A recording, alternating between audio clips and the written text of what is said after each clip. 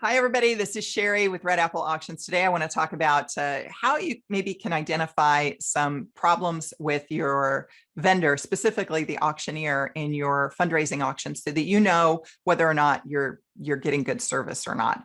And I'm going to share a personal story. That it was a time when I refunded a client 100% of their money because of the performance that I did for them that night. Now, I'm going to set this up. This may be a little bit of a longer video, but there's a lot I wanted to share. And whenever I'm organized, you get more content, and I'm organized today. So kind of setting this up because I've been watching a lot of YouTube, and we have a big project that is taking place in my condominium development. They're going to be putting in a boulder wall between my neighbor and I to try and prevent some of the erosion. So my neighbor and I have been joking that we're getting all these degrees off of YouTube University. And one of the guys that I've been watching, I really like, because he does a good job of not only educating contractors how to build a proper boulder wall, but he's also telling homeowners in the process what they should be looking for when that contractor is installing the boulder wall. And I thought, wow, the contractor's really looking about how can he do it for the cheapest amount, make the most money off of the job, and what's the easiest. The homeowner, of course, wants durability and stability. They're paying a lot for this wall, kind of two competing odds there. But by his tips, he's able to share so the homeowner knows when that wall is going in, what's right and what's wrong to correct it in the process of the build versus later. And I thought, how cool that in his business, he can do that. Can I do that same sort of reveal in the fundraising auction space? Because it's a little harder. I think that there's a lot of ways that vendors can sneak or fool clients, and the client won't ever recognize it, because unlike in the boulder wall, which fails and can fail pretty substantially, a lot of the issues in the fundraising auction space is more like leaks. They're not big fails. They're more like, it's leaking here, it's leaking there, it's leaking there, but you may not even recognize that. Now, certainly when you're doing a fundraising auction, there's usually a lot of different vendors that you are working with, right? You might be working with an event management company. You might be working with a travel consignment company. You're probably for sure working with an audio or audiovisual company. I'll tell you, here's a great example. Audio company, I was working with a Boys and Girls Club, walk into the room. It's about, I think, 300 people, maybe a little over, big room. And I look at the sound system and I immediately know it is not going to work. It was like overhead speakers and a couple of small speakers at the front of the room. And I'm like, oh my gosh, this is not going to work. Who set this up?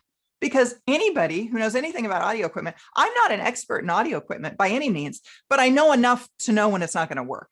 And so I went over to the guy, there's a couple guys over there at the soundboard. And I said, hey guys, I said, are you aware I'm the auctioneer? I'm Sherry. And so I want to do a sound check over here. Did you guys set all this up and everything? Yeah, this is what we set up. I said, well, did you know, like, we're going to be doing a live auction tonight. We've got this planned. We got that planned. And the guy's like, well, this is what the client wanted. Wrong thing to say to me, because let's be honest, the client doesn't know all the audiovisual equipment out there and what they need. So from that standpoint, you as an auction planner, I doubt you want to be specifying and speccing different hardware and boxes and soundboards and mics. Is this a Shure mic? Is this a Bose system? What do you don't know that? I don't know that. There are some auctioneers who are really good at that. Some of them will throw all of their equipment in their vehicle and travel around that way because they want to set up their own sound system. I can't do that. I get on planes, I fly to different places. I'm not a rock and roll star. Nobody's going to be trailing me with a bunch of audiovisual equipment. It just doesn't happen. So I'm relying on that vendor, that audio vendor, to set up a system. And I'm presuming that the client is telling them the same thing they're telling me, that we're going to have 400 people. We're going to be doing this. This is the space. And the audio company, in my mind, should be mature enough to be able to say, okay, here's what you need for that kind of an event.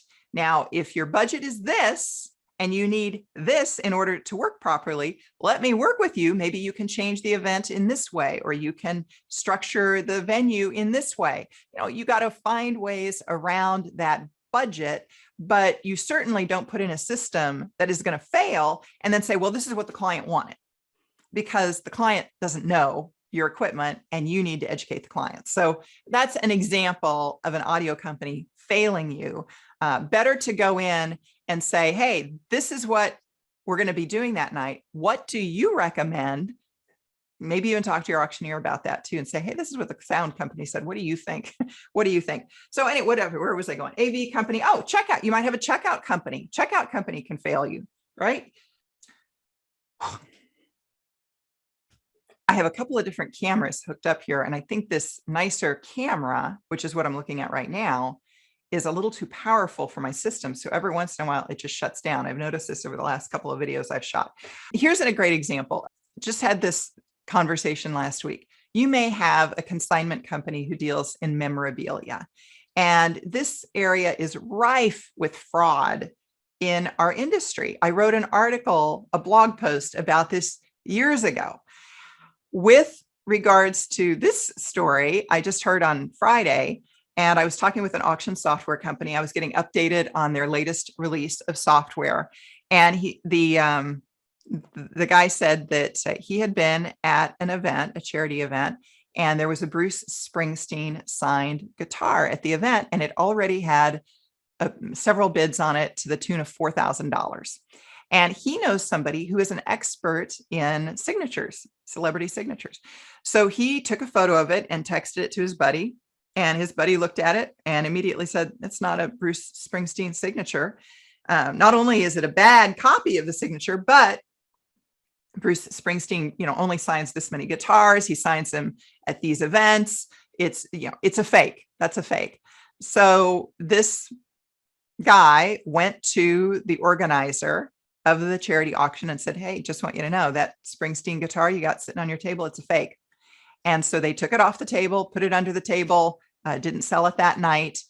But the point being that is an area where you've got a lot of fraud going on. And, really, you're abetting a crime when you are selling that in your auction. So that's an example, failure of a vendor to your event in that case.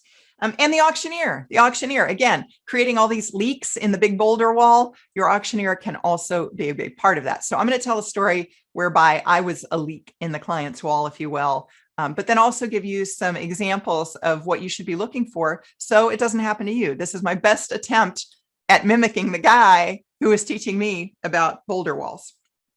Oh, and I should say too, this is not about preferences. Auctioneers will have different preferences in how they run an event. If you've got 5 items in your live auction and, last year you did the fund to need first and the year before you did it at the end and you're asking me, should we put it at the beginning or the end or somewhere else? That's kind of a preference.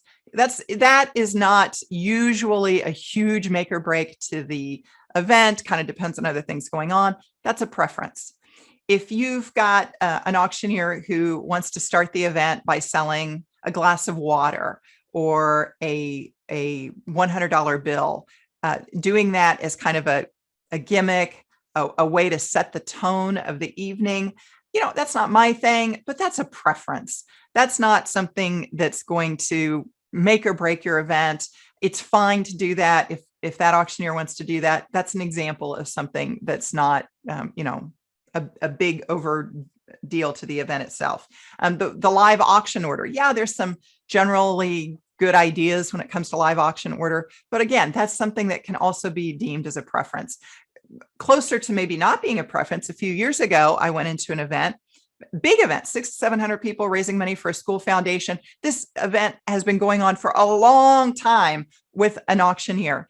And so I'm going into that event for the first time. I show up in the consulting. It never dawned on me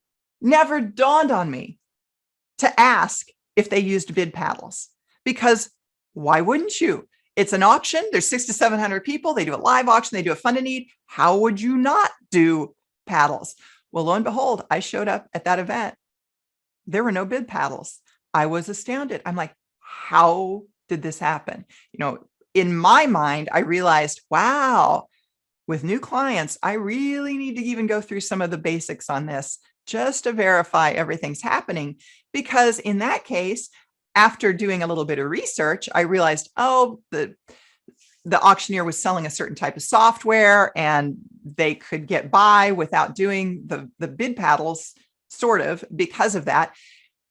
That's a borderline issue. Is that a preference, or is that a failure in the wall? Could have gone either way, could have made an argument for that either way, but that's not even specifically hardcore of what I'm talking about. I'll give you an example though here as we go forward. So since I've started my business, Red Apple Auctions, there's been one time where I completely refunded the client, 100%. And there's been maybe 3, 4 other times where I've partially refunded the client. But in those cases, it was always due to a contractor that I was using. One of my team members had gone out. They were unhappy with the team member. And that always hurts too. I mean, because, maybe it was a personality clash. Maybe that auctioneer had a bad night. Certainly I can think of instances where that happens. It might be that there was a misunderstanding. Those are bad, but it's certainly more emotional scarring to me when it was me that was failing and I issued the refund.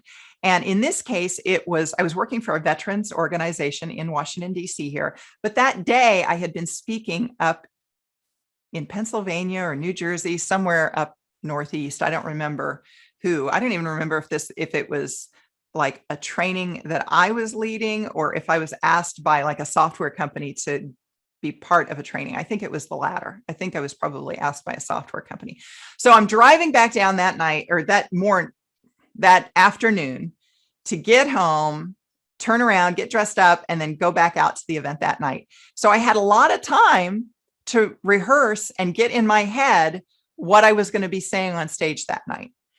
However, it was a rainy day. 95 South was a mess with traffic, a lot of stop and go. I was getting concerned because it was taking a lot longer to get home than it should have. And it was going to mean I didn't have as much time to turn around at my house to get back out to the event itself. When I got to the event itself, there were a lot of things that had kind of come together at the last minute.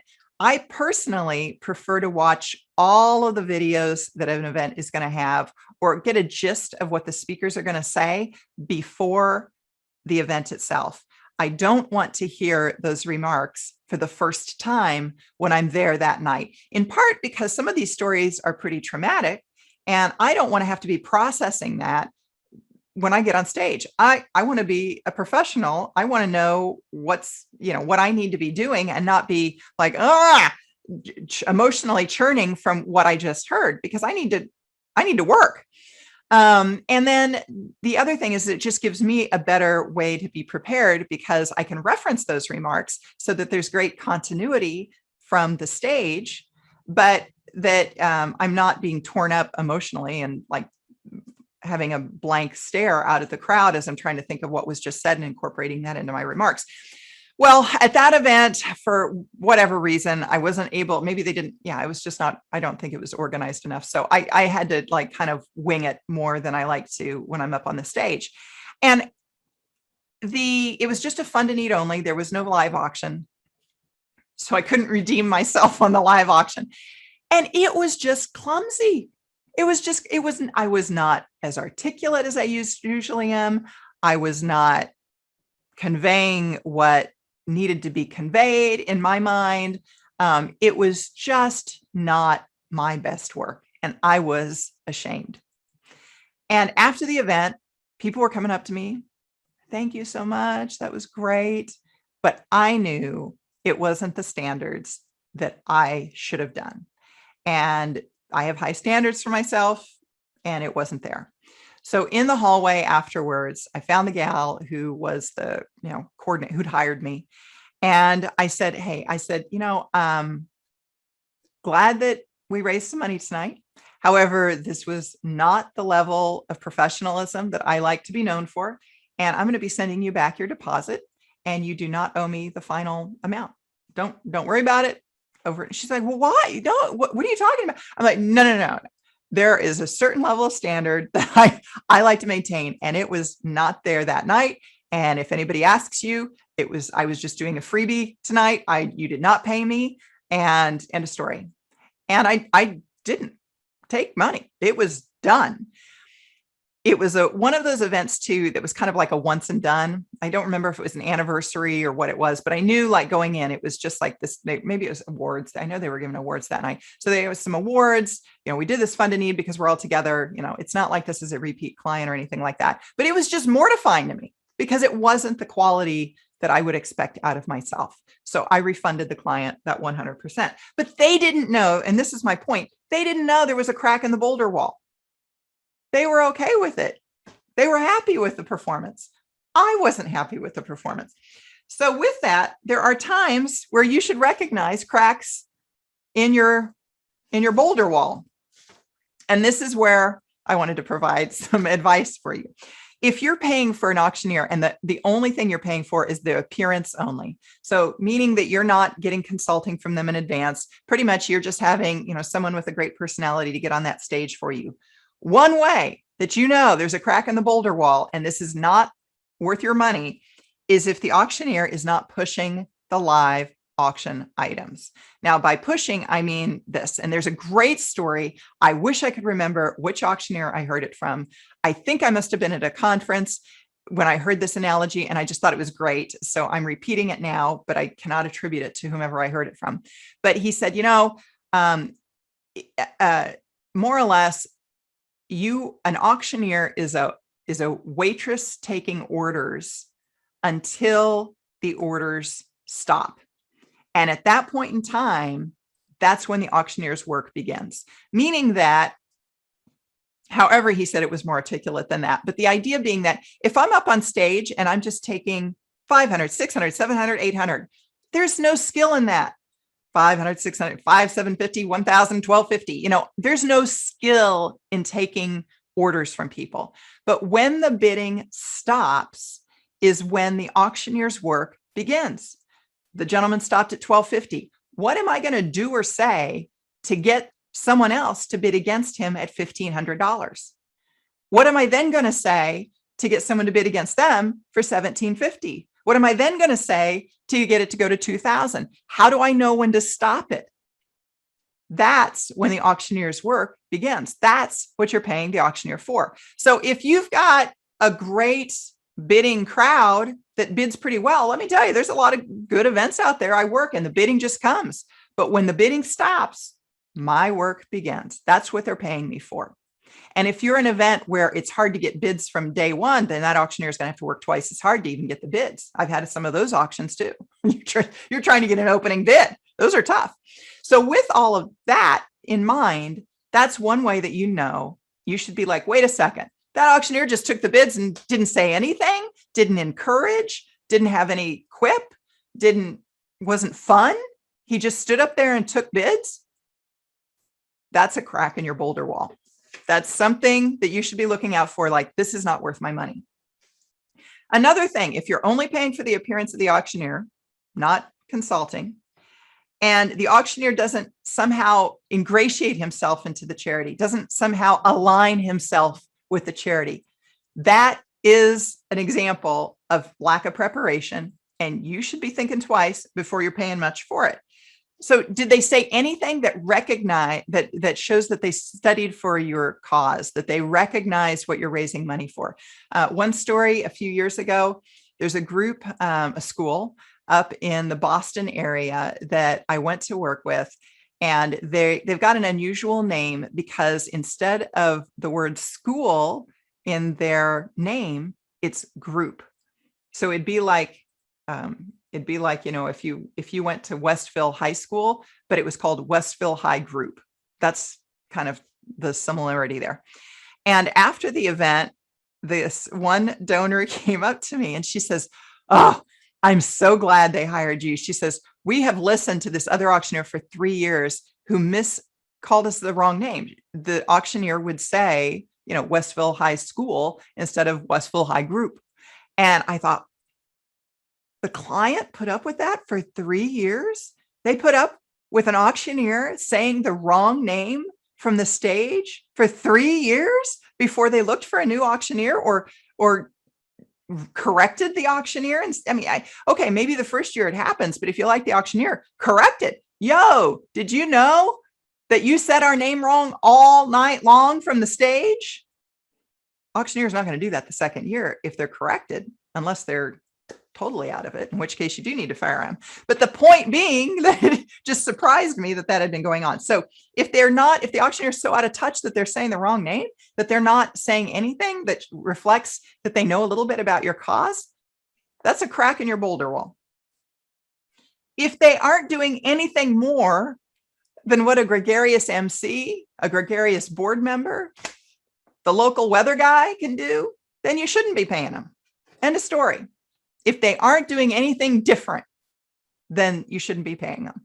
So that is if you're paying for the appearance only. Now, if you're paying for consulting from an auctioneer, what are the cracks in the boulder wall? Where are you identifying the holes?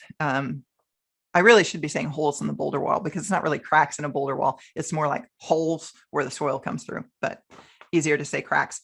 The only thing that they're doing is ordering your live auction items. That's not worth paying for consulting. If you explain everything that you're doing to the auctioneer, and the auctioneer goes, wow, that sounds good. Okay, yeah, it's fine. That's the equivalent of my earlier story where I said that the audiovisual guy was like, well, that's what the client wanted. We gave them what they wanted. The idea is that if you're paying an auctioneer for consulting, they should have an opinion on some things. Now, it's possible that you're just brilliant and everything that you're saying is just like right on the money, I suppose, but I find that hard to believe. So if everything sounds good to the auctioneer and there's no suggestions for improvement or ideas, that is a problem in your boulder wall. If you don't even get one good idea from the auctioneer, or if you don't get any good things from the auctioneer, and I don't even mean like specific to the auction, like maybe it's about marketing, how to improve the marketing of your event, or you really should be thinking about doing this, or, software. Here's an idea for some software. I think you're at that stage in the game where you really need to invest in software. You really need to be looking at doing this. Now, I worked with a client and I told them, I said, you know what, guys, other schools this size, other schools that are doing kind of what you're doing, they have a person in their development office that is helping organize this. They're not relying 100% on us, on moms to pull this together. Just kind of giving some advice, not necessarily from the auction specific, but it's really about understanding how that gala is fitting into the overall fundraising scheme and ideas along that. So it could be marketing, it could be audience development, it could be items. I mean, that's at a very basic level, but it could be a lot more than that. If you're not getting that, you're paying for something that you shouldn't be paying for. What else did I have? Yeah, centerpieces even if they give you a good idea on centerpieces. It's one of the things I hate talking about, but sometimes I have to talk about centerpieces. If it seems, here's an obvious one. It seems like you're sharing more ideas than the auctioneer is, like you know more about the auction. That is a dead giveaway. If you know more, then you should not be paying. Here's an example sort of tied to this. Recently, I was getting a demo from an auction software company, different one than the one last week. This was probably about, 6, 7, 8 weeks ago. And the auctioneer was rolling out this software and he was doing a demo for me. And to my eye, it looked like it was white labeled, which means that they've bought the platform from a different auction software company. They've put their own logo on it, own colors, that whole thing. And so they've white labeled that and they're selling that now. Because I'm looking at this and I'm like, man, this looks exactly like this other software company, but whatever, I'm letting him, give his story. And at one point, they're having all kinds of problems with the demo. I mean, he kept apologizing. Oh man, we never had this. We weren't really set up. So sorry about this. And I was okay with that. Right. I was okay. Yeah. I mean, it's a Monday. Some things like this happen. But what I could not forgive is I asked a question and I said, do you do extended bidding? Does this allow for extended bidding, the software? Oh, yeah. He said, yeah. If you want to extend it, like, maybe you were going to close it at 7:15 and you decided to move it to 7:30. Yeah. You can change all of them so that they'll just all automatically go to 7:30 and they'll close at 7:30 instead of 7:15. And I was immediately turned off. Demo could have been saved, but that is not what extended bidding means. And if I've got an auctioneer who's just bragged about the fact that he's been in business for 20 years and they've got this great solution for nonprofits, now this good old boy does not know his own business, and I'm not going to tolerate that. So if he doesn't know what extended bidding is, I'm not going to sit there and educate him because he's been in business for 20 years. He should know, but you better believe I'm not going to refer to him.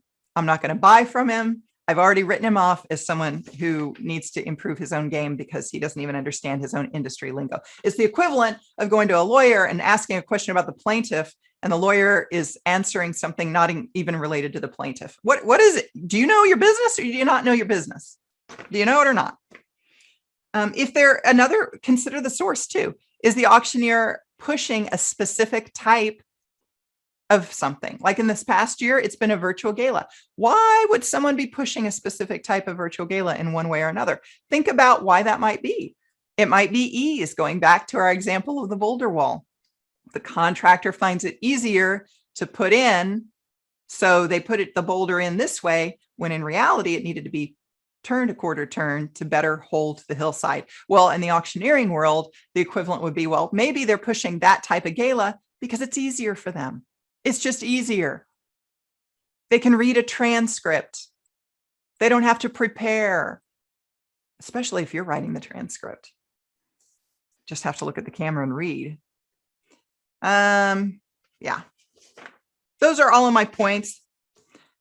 Longer video today, but hopefully some good information there about finding ways or thinking about ways that your vendors might be creating some structural problems in your overall event, and what you can do to keep an eye out for those to rectify them right away or change vendors. Because you want to move forward with your gala, you're going to need to have smart people working with you to make that happen. And for that to happen, you've got to recognize who those people are going to be that you're going to partner with for the long term to get some really good results. So I'm Sherry with Red Apple Auctions. If you are looking for additional information on events, you can find me over on YouTube as well as at redappleauctions.com. I have a number of free resources over there as well. And oftentimes I'm rolling out new free things or downloadable things that you can take advantage of, as well as some paid classes and workshops as well. So I invite you over to redappleauctions.com or the YouTube channel to check all of those out. As always, hey, good luck to you in your fundraising gala.